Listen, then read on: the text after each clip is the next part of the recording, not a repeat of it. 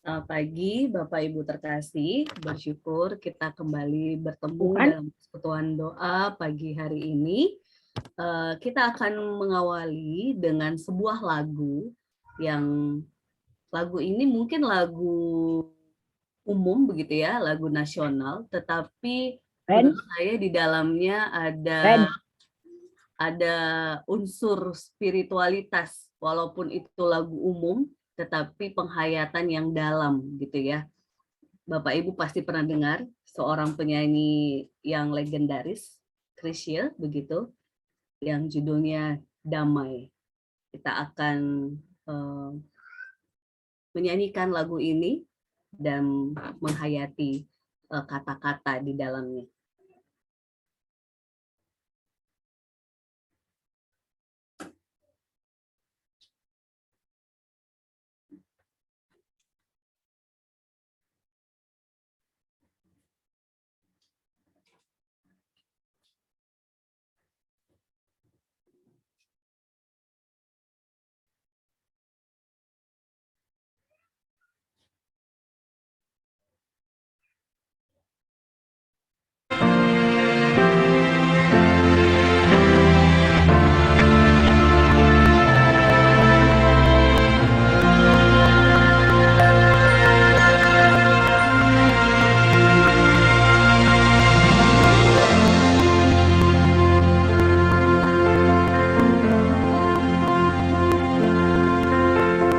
Termenung di bawah mentari,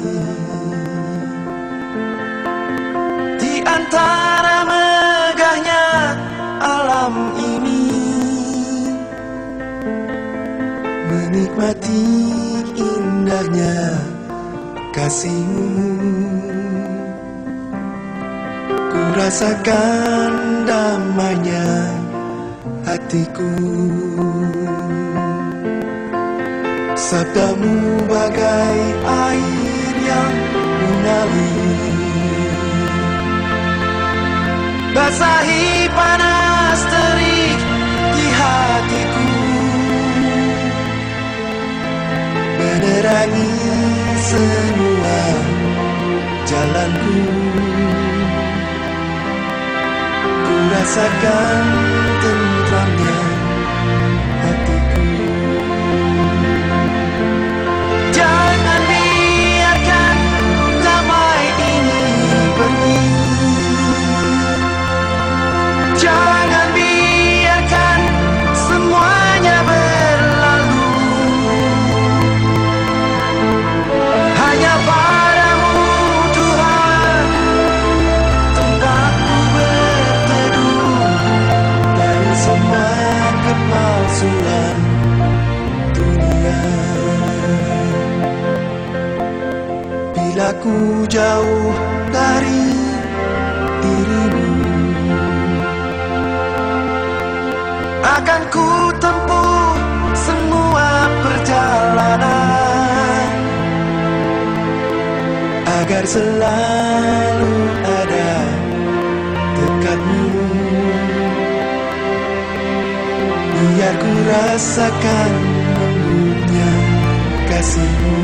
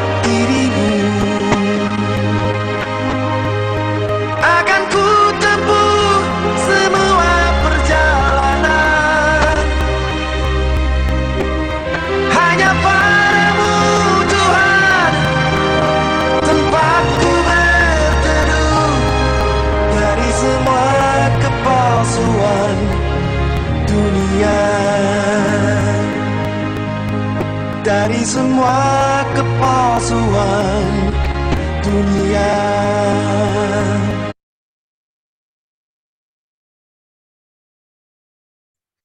Dengan penuh kasih, mohon Ibu terkasih Bu Ratna untuk doa pembuka.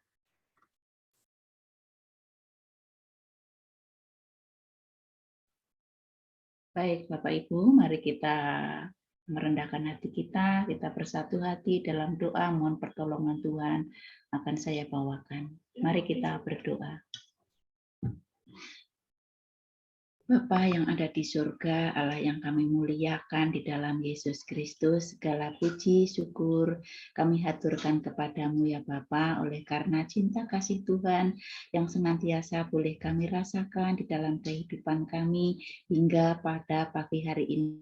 Tuhan, kami boleh menikmati cerahnya matahari, udara segar pemberian-Mu. Kami bersyukur, sungguh bersyukur kepadamu ya Bapa atas kemurahan-Mu senantiasa di dalam kehidupan kami.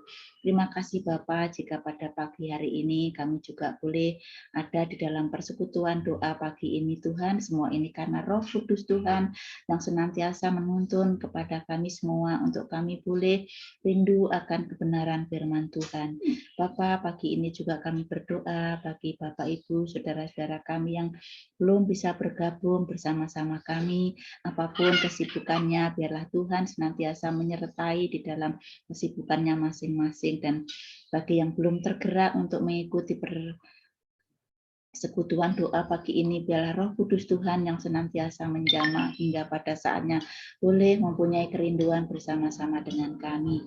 Kami berdoa untuk Ibu Pendeta Aban yang akan menyampaikan sabdamu, biarlah Tuhan kuasai dengan Roh Kudus-Mu supaya apa yang disampaikan adalah kebenaran yang berasal dari Tuhan, dan terlebih kami yang akan mendengarkan ya Bapa, persiapan hati kami, jadikan hati kami tanah yang subur untuk menerima firman-Mu, sehingga firman-Mu ini boleh tumbuh di dalam hati kami untuk kami lakukan untuk berbuah di dalam kehidupan kami.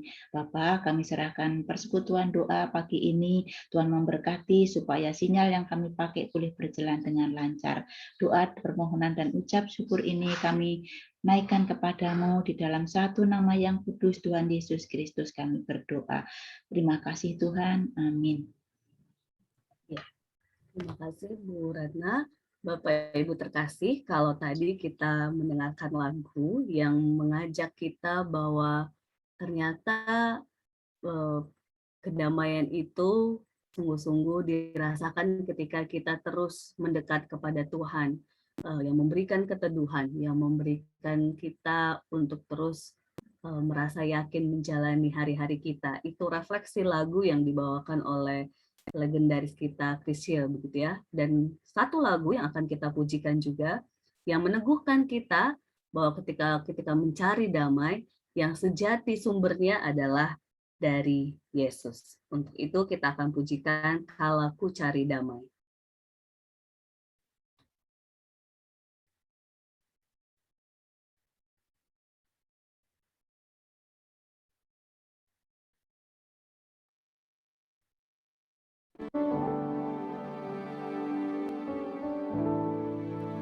Bersama Dia hatiku damai, walau dalam lembah kegelapan.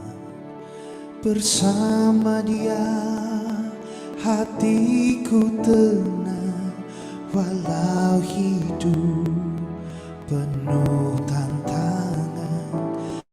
Tak satu pun dapat menghiburku, tak seorang pun dapat menolongku. Hanya Yesus jawaban hidupku.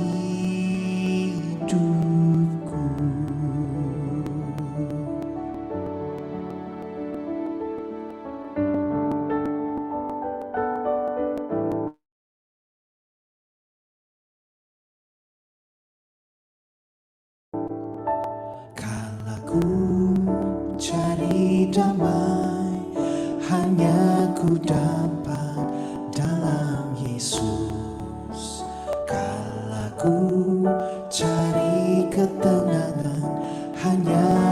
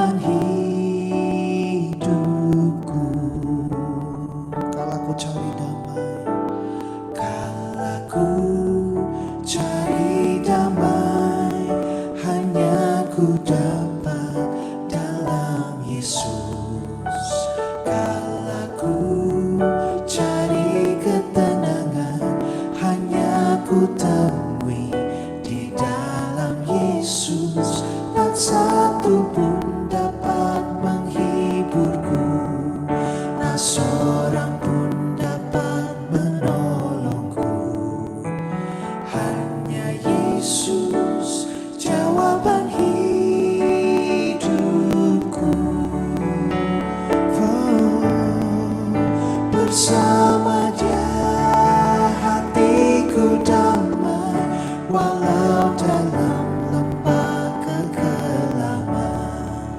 Bersama Dia hatiku tenang, walau hidup penuh tantangan. Tak satu pun dapat menghiburku, tak seorang pun dapat menolongku. Hanya Yesus jawaban hidupku. Kalau ku cari damai, hanya ku dapat dalam Yesus. Katakan saudara. Kalau ku cari damai, hanya ku dapat dalam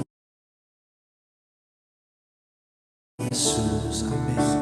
Kalau ku cari ketenangan, hanya ku temui di dalam Yesus. Tak satu pun dapat menghiburku, tak seorang pun dapat menolongku. Hanya Yesus jawaban hidupku. Oh, bersama Dia hatiku damai, walau dalam lembah kekelaman. Bersama Dia hatiku tenang, walau hidup penuh tantangan. Tak satu pun dapat menghiburku, tak seorang pun dapat menolongku. Hanya Yesus jawaban hidupku. Dengan yakin katakan, bersama Dia hatiku damai, walau dalam lembah kekelaman. Bersama Dia hatiku tenang, walau hidup penuh tantangan. Tak satu pun dapat menghiburku, tak seorang pun dapat menolongku. Hanya Yesus jawaban hidupku. Bersama Dia hatiku damai, walau dalam lembah kekelaman. Amin. Bersama Dia hatiku tenang, walau hidup penuh tantangan. Tak satu pun dapat menghiburku, tak seorang pun dapat menolongku. Hanya Yesus jawaban hidupku. Hanya Yesus jawaban hidupku. Hanya Yesus jawaban hidupku.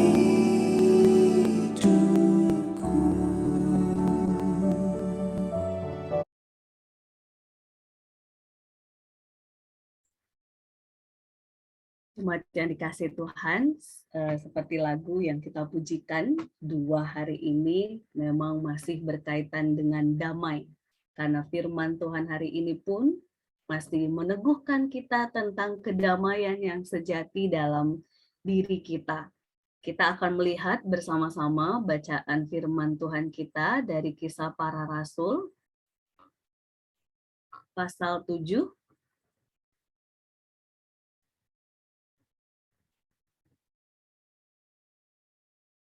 Kisah Para Rasul pasal 7 ayat 20 sampai 29.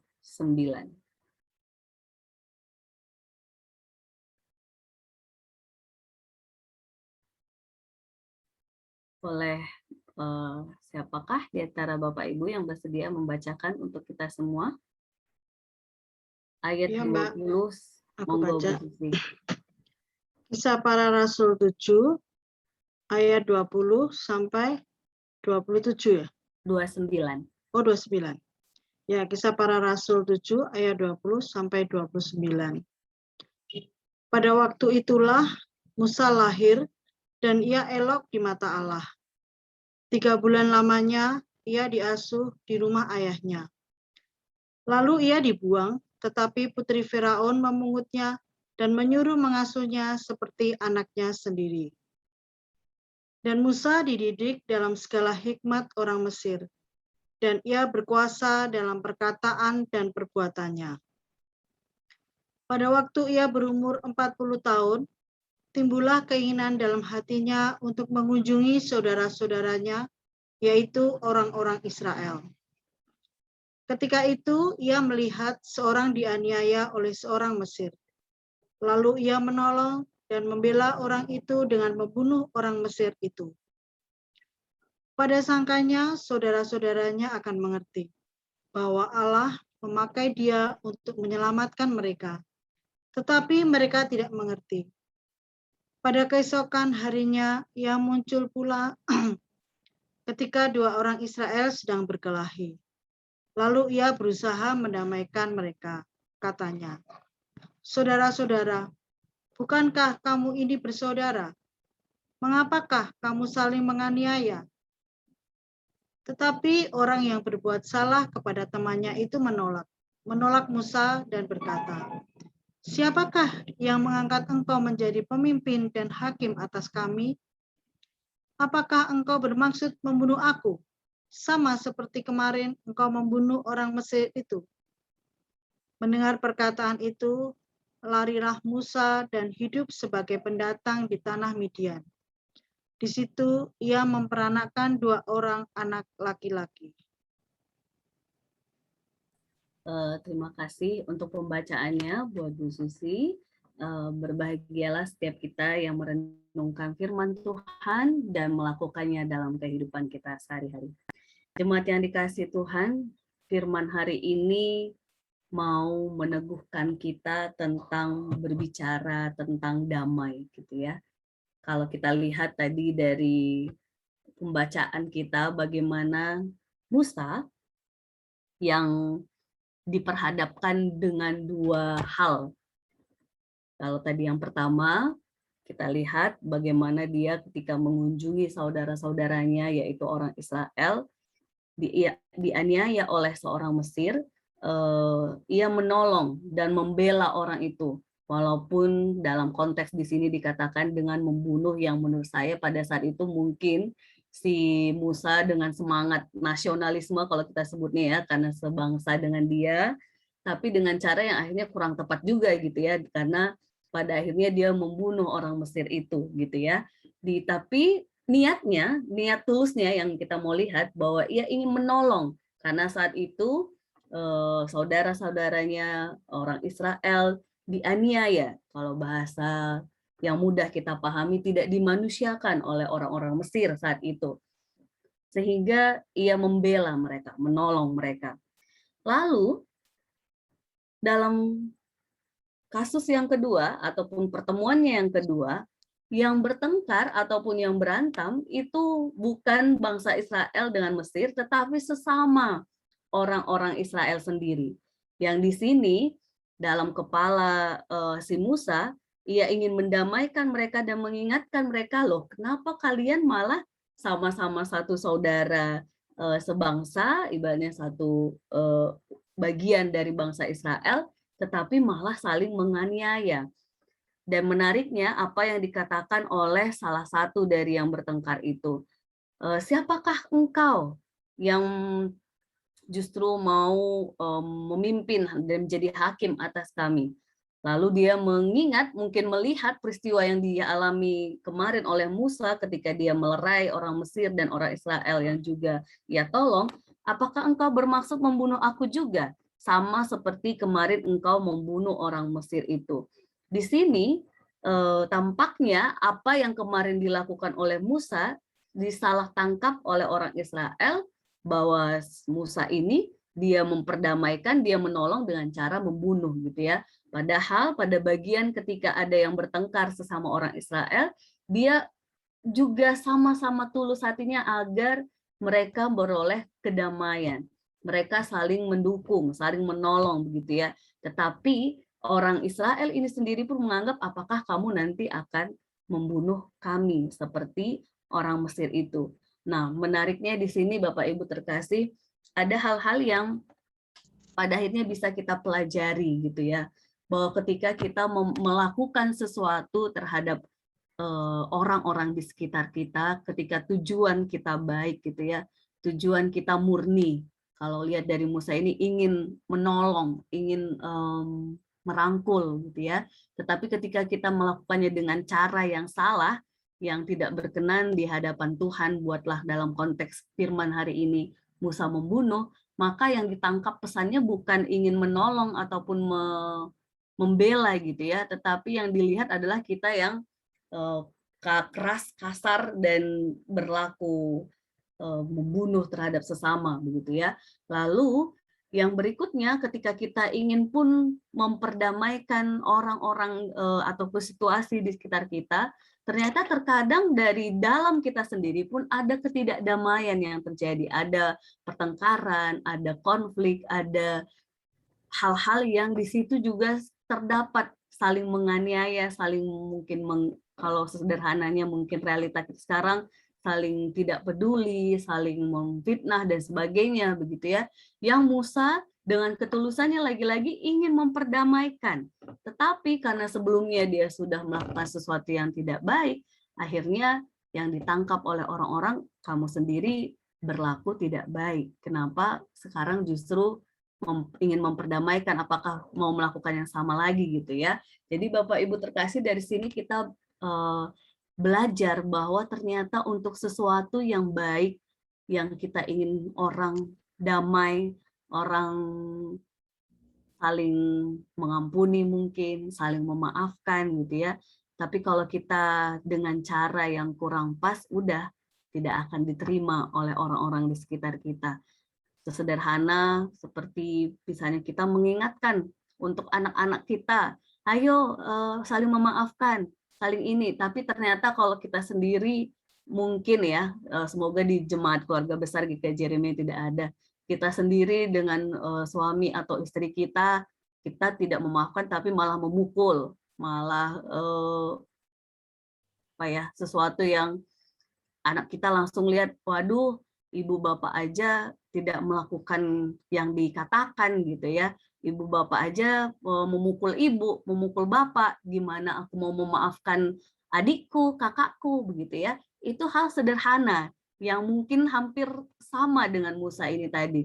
Apakah aku juga harus memukul adikku, kakakku? Mungkin mereka akan berpikir seperti itu kalau kita yang dewasa ini memberitahu anak-anak ataupun di sekitar kita, udah saling maafkan ya, maafkan adik, kakak gitu ya, tapi kita sendiri saling memukul, saling membentak mungkin, yang akhirnya mereka, enggak, aku juga dong mau mukul, mau bentak begitu ya. Jadi dari firman Tuhan hari ini, Musa, sebenarnya dia bermaksud baik, tapi dia masih terus perlu tuntunan Tuhan. Yang kalau kita baca secara lengkap nanti terus sampai di ayat berikutnya, kita akan melihat bagaimana Tuhan menuntun Musa sehingga ia sungguh-sungguh menjadi pendamai, pemimpin untuk bangsa Israel ketika membawa mereka keluar dari Mesir menuju tanah Kanaan. Jadi Bapak Ibu terkasih, di sini sebenarnya kita mau lihat ketika kita mau membawa damai, membawa sesuatu yang baik buat orang-orang sekitar kita, kita harus terus mau juga dituntun Tuhan. Karena kalau kita tidak dituntun Tuhan, kita akan dengan emosi kita, dengan ego kita, dengan cara kita sendiri, sehingga itu bukan jadi berkat, tetapi jadi bumerang buat kita, jadi batu sandungan kalau bahasa lainnya lagi ya. Sehingga ketika kita mau mengingatkan orang lain pun ya akan sulit, karena kita sendiri pun tidak menerapkan apa yang menjadi tuntunan Tuhan. Kiranya firman Tuhan hari ini meneguhkan kita untuk melihat ketika mencari damai atau memperdamaikan diri, keluarga, masyarakat, gereja, pelayanan, dimanapun kita berada, selalu dengan tuntunan Tuhan. Karena kalau tidak dengan tuntunan Tuhan, itu akan menjadi bumerang untuk diri kita sendiri. Seperti Musa, yang dengan caranya dia pikir membela umatnya ataupun bangsanya sendiri gitu ya, tapi dengan membunuh, akhirnya dia jadi bumerang ataupun batu sandungan untuk dia ketika dia ingin memperdamaikan teman-teman yang sesama bangsa Israel yang sedang berkelahi ataupun berkonflik begitu ya. Jadi jemaat yang dikasih Tuhan, mari kita terus mencari damai dan mendamaikan diri dan sekitar kita dengan tuntunan Tuhan. Tuhan yang menuntun, Tuhan yang menopang kita untuk memperdamaikan keluarga, masyarakat dimanapun kita berada. Tuhan memberkati. Jemaat yang dikasih Tuhan, kami yang akan di Zoom akan melanjutkan sharing dan saling mendoakan. Bagi Bapak Ibu terkasih yang mengikuti dari YouTube, boleh japri kalau ada yang mau di-sharingkan, atau kalau mau ada ditambahkan, boleh sekali. Dan selamat mendoakan, kalau memang sendiri, monggo bersama keluarga juga boleh untuk supaya beroleh kedamaian di dalam terang cinta kasih Tuhan. Tuhan memberkati.